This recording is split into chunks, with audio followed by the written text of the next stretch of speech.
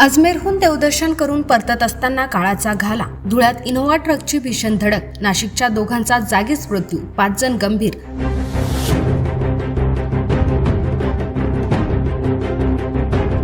मुंबई आग्रा महामार्गावर भीषण दुर्घटना, दुभाजक तोडून ट्रकवर आदळली इनोव्हा. देवदर्शनावर परतत असताना भाविकांवर शोककळा, धुळ्यात भीषण अपघात. धुळे जिल्ह्यातील मुंबई आग्रा राष्ट्रीय महामार्गावरील शिरपूर फाट्याजवळ रविवारी पहाटे एक भीषण अपघात घडला.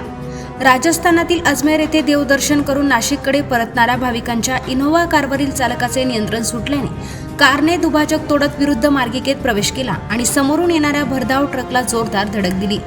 धडक इतकी भीषण होती की इनोव्हा कारचा अक्षरशः चक्काचूर झाला.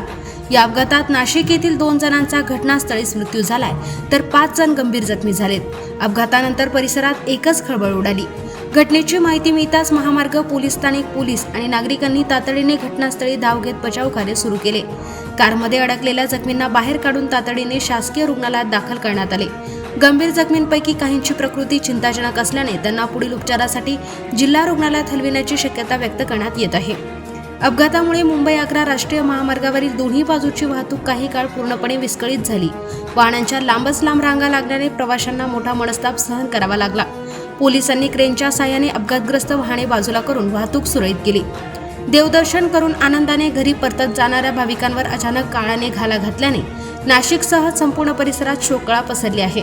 या प्रकरणी स्थानिक पोलीस ठाण्यात अपघाताची नोंद करण्याची प्रक्रिया सुरू असून अपघाताचे नेमके कारण शोधण्यासाठी पुढील तपास सुरू आहे.